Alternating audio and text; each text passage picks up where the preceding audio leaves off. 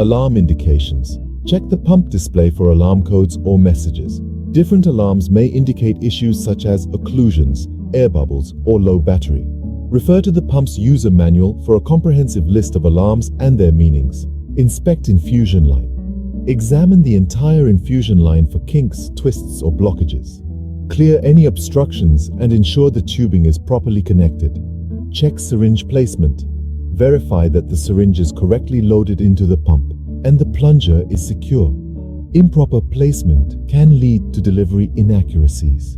Air bubble detection. If the pump has an air bubble detection feature, ensure there are no air bubbles in the syringe or tubing.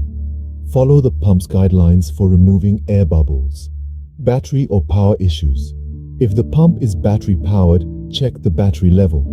If using external power, ensure a stable power source. Replace or recharge batteries as needed. Software or firmware updates. Ensure that the pump's software or firmware is up to date. Manufacturers may release updates to address performance issues or bugs. Calibration verification.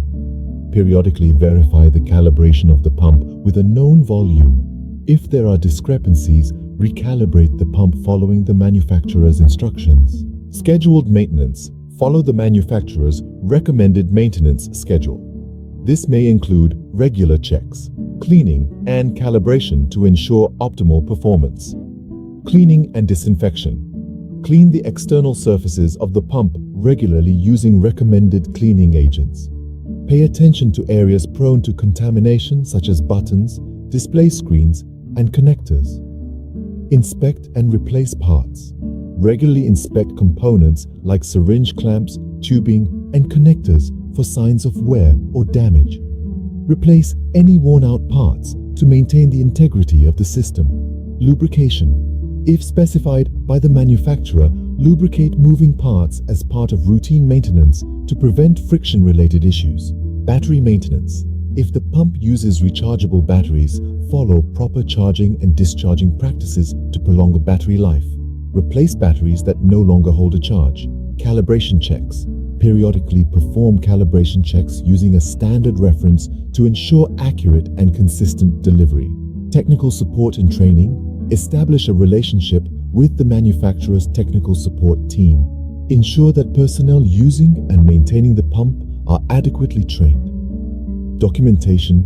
Keep detailed records of maintenance activities, repairs, and any issues encountered.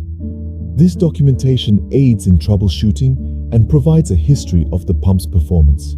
These problems can lead to over or under infusion and/or delays in therapy. The causes of these performance failures include, but are not limited to, software defects, inadequate user interface design, human factors issues, damaged mechanical parts, for example, doors and latches. Syringe pumps are the preferred choice for lower volume and low flow rate infusions. Volumetric pumps are the preferred choice for medium and high flow rate and large volume infusions. Most volumetric pumps will perform satisfactorily at rates down to 5 milliliters per H.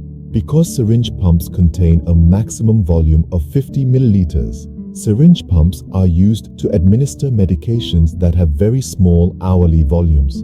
For example, usually less than 5 ml/hr.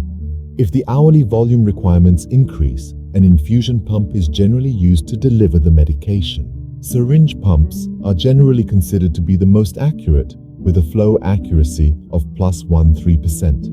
Most peristaltic infusion pumps typically state a flow accuracy between +256%.